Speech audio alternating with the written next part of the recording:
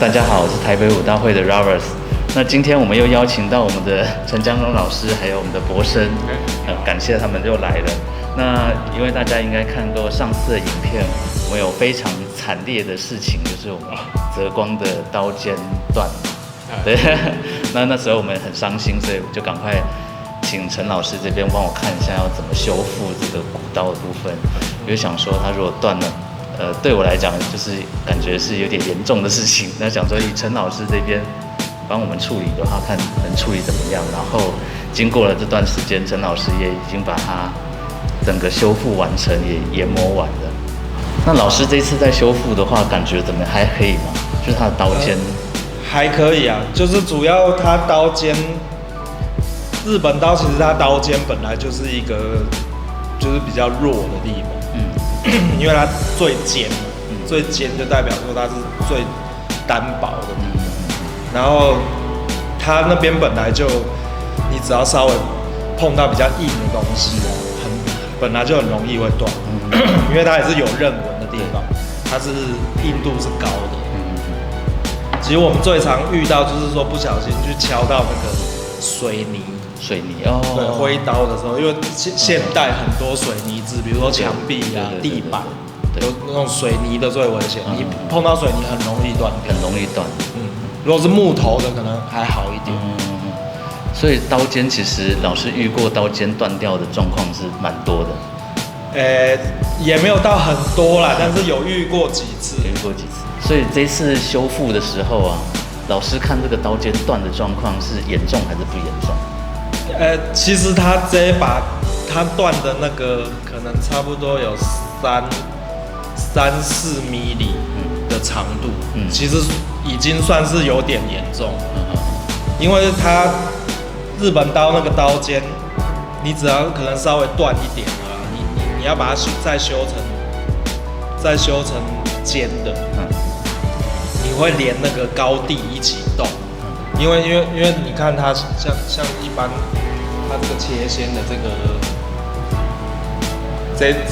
个切线前面的这个线，跟它高低的那个线是两个就是有一点平行，算平行。那你不可能只修这边，然后高低不动，那样会形状古怪。所以说修完高低也要动，那就是变前半部整个都要修，这样子。然后一般的话，你这边如果修掉，因为它那个还好是说日本刀，它一般在做刃纹的时候，它这个切线这个地方的刃纹，那它大部分会有一个回拉回转，对，拉回来，所以它大部分刀尖的刃纹都会比较长一点。当然也有那种情况是做比较窄的，也有很少，大部分会比较长。所以说，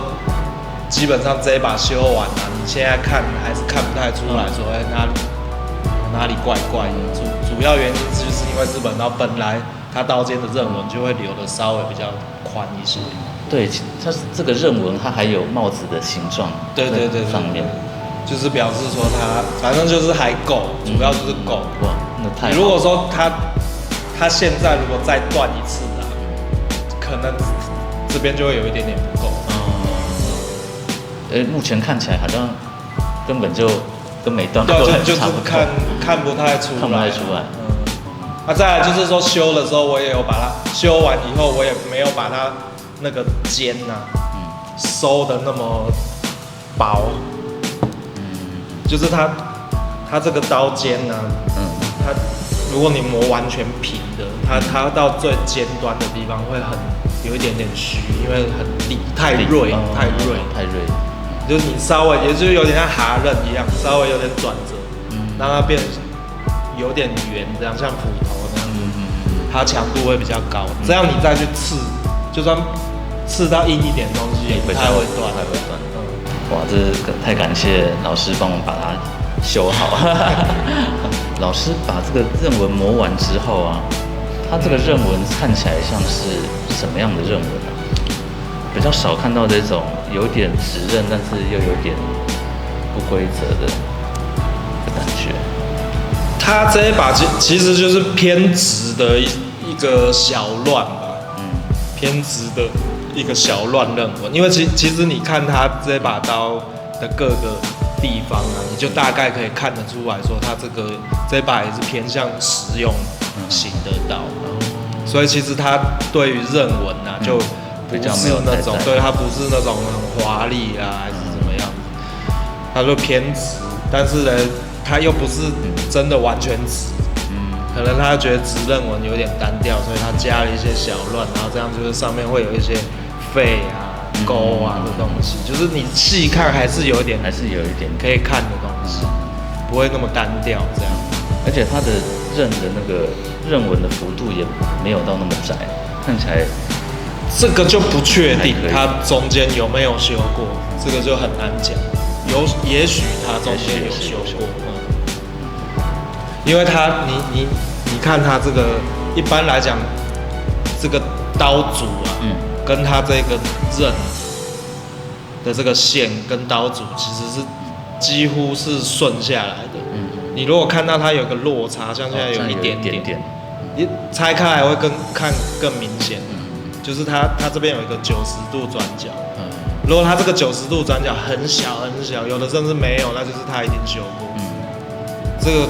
就不是那么好判断它到底有没有修过。有可能它修过的话，它就原本的刃纹可能是更宽的，刃区的地方。对。之前泽光斜拆也是有明显刃区有被修过。对，看起来就是刃区比较窄。对，基本上我觉得泽光它的这个刀枝啊，反的都是偏腰反的。对，它反比较偏大一点，但是都是很顺的。感觉它反也是比较在腰部的地方。对，有点特别，是泽光它这个刀匠的特色。对，还是说比较久以前的都是比较偏腰反？应该是说，当然第一个是看用途嘛，因为腰反的刀相对来讲，它的反就是偏大。那以前你如果说是在战场上，或是有马战的话，你说像太刀类的，它都反会比较大一点，会比较好用。步战类的可能就是会反比较直一点，比较好用一些。主要是看，除非它特别做，要不然像这种，我觉得它不是特意要把它做成这样，因为可能每一个流派，应该是说每一个刀匠，他都有他自己做事的一个标准，每个人其实不太一样。就像这个人他用的什么水，他热处理，他的水哪来的？他用几度的水，然后他加热，他判断他这个刀烧的那个温度，他判断的那个准确度大概在几度。就是有的人可能他就是觉得是这个颜色，如果你去测可能700、800，但有的人觉得我就是要这个颜色脆活才是好的，但是可能你去测这个人判断出来的是770，就是不一样。每一个人一定他做出来的都不一样，所以可能他这个刀匠就是他偏好这种标准做出来，他的反啊什么各方面，他的刃纹啊，就会有一个他的风格在。所以才会说其实每一个刀匠每一个流派都有各自不一样风格，是这样子。因为基本上像流派的话，就是你老师他怎么教，徒弟当然他主要就是遵照老师教的那个一个标准去做。他们的刀工就是流派。对。老师这一次也帮我们把这个刀柄的部分也有处理过嘛，就是他原本这个木钉的位置好像不太对，所以他原本带过去的时候就是没有木钉的状态，所以这次老师是帮我们把刀柄的这个木钉孔重新再调位置。对，就是重新打一个，然后把旧的补起来，感觉很不容易耶，因为一般来讲那个刀要对到那个木钉孔，就是有点应该蛮困难的，如果要修也是有点不容易修。是也还好，他们打木钉，主要他们就是一开始会先打一个小的洞，然后再慢慢扩，用手去用那个扩孔的去转，慢慢把它扩到他要的那个大小跟位置。所以基本上他第一个打下去那个很细的洞，其实不用很准也没关系，主要是他之后扩的要扩准。一般我们这个木钉啊，也有看过有些人说要打斜的还是打平的，以老师的这个看法是怎么样？就是木钉的话，基本上一定是打直的进去。就是如果这是一个刀柄，如果说像这个刀，你木钉一定要这样子直的穿过去，笔直的穿过去。你不能说我打这样，因为你打这样斜的，就是理论上来讲，你如果说以现在的那个力学角度去看，如果你打2个木钉，然后一个往下，一个往上，这样感觉好像2个力会抓得很稳，但是是这样子没错，可以抓得稍微比较稳一点，但是以日本刀的结构来讲，斜的是不适合的。第一个日本刀大部分它打木钉就是一个更不能打斜。你说2个打斜的，可能还稍微抓得住，但是你说你只有1个木钉的情况下，你如果打斜的木钉不是一个就是永久不会损耗的东西，它有时候还是有可能会遇到断掉的情况，因为它其实就是只是一个竹子，虽然说它因为那么短，所以以力学上来讲，它的拉力是很强的，它不太会断，但是总有万一，反正它还是一个竹子而已，它还是会断。如果遇到断裂的情况下，你的木钉是打斜的，它中间断掉了，那你的这个刀在挥的时候，它会有一个往上跑的力。那你打斜的，它的刀跟往上拉的时候，它里面已经断掉了，它上面这个一定弹出去，下面这个就被你拉上去，就变这样，它刀就会飞出去，所以绝对不能打斜是最危险的。啊，你如果打直的，这个我们自己就有蛮多次经验，就是遇到断掉，真的被我砍东西砍到断掉，用很久。啊，断掉会是什么情况？它都是从中间断的。啊，从中间断了以后啊，你再挥，它刀只是往前跑一点，还是卡住。因为你是打直的。它往前跑，还是卡住。直到你把它2半敲出来，再重新那个做一个新的木钉打进去就行了。所以打直的相对来讲，是说在使用上是比较安全。啊，再来是那个，以美观上面来讲，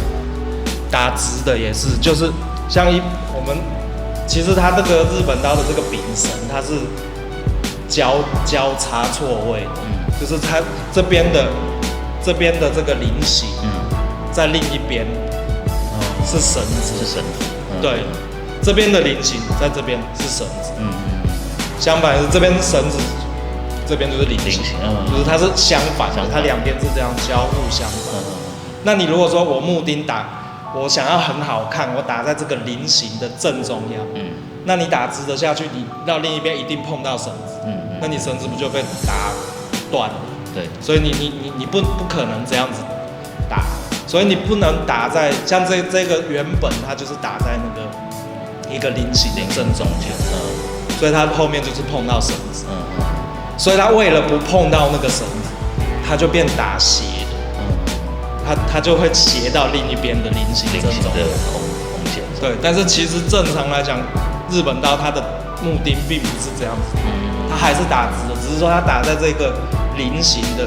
最上端或最下的，你不能打在这个菱形的正中央。你打在这个菱形的最上端跟最下端，比如说你打在这边的菱形的最上端，就会传出来到这边菱形的最下端，就是这样，正好避开。对，正好避开绳子，然后又是直的，这样打是最好的，就是可以保证，也不是说美观啦，你一定要这边有一个孔，你才能退得出来。你这边如果碰到绳子，你也不知道要怎么把木钉打，你还要把绳子移开，然后再把木钉打出来。因为很多看到一些刀，它都是斜的，就有一点误解，说好像打斜的比较好。其实我们拿到刀的时候，当下也看不太出来它是打斜的。对，有时候你一下子拆的时候，对，一下子不知道，你要拆的时候才知道，就是你拆刀一般你是敲直的敲，你直的敲一敲，要不然怎么卡住？因为它是斜的，你直的敲当然敲不动，你要这样斜的敲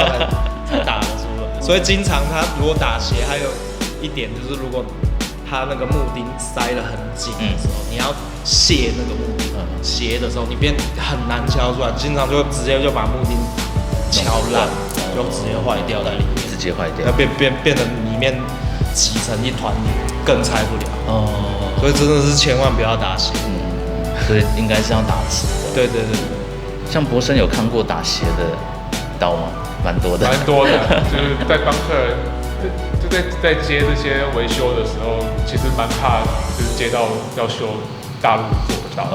因为大陆做的刀他们有时候可能求方便，然后他们也不知道怎么克服那个菱形的那个部分，所以他们就打斜。可是当下在接的时候，可能没有看得太仔细，客人也不知道有这个状况，所以我们在拆的时候有蛮长，就是会碰到是斜的。斜的就是在维修的过程，常常会发生一些就是不可预见的一些事情。如果这个刀还可以补救的话，像这把，那就是我们会帮它调整那个玻璃孔的角度，可是它会有一个地方会那个鱼皮啊，就是会需要补，那像这一次这把鱼皮，因为它是黑色的，对，所以就比较看不出来。可如果是白色的鱼皮这种状况，就是你补一个在那边会很明显的。我几乎看不出来有补过，而且这把真的是握过最舒服的刀，就是它的重心也都很好。原本做的时候就已经很不错。然后听老师说这个很利，这次老师磨得很利。这一把不是它原本就很利，这一把原本就非常利。还好这个断掉的时候没有伤到人，之前的时候，那时候我也蛮担心的。那这把刀呢？之后因为我们接下来是我们流派的这个始作宗家会来我们台湾做一个集训，然后呢，我们到时候也会请宗家来用这把刀古刀跟现代刀去试胆看看。好，那今天就谢谢陈老师，谢谢 Robert。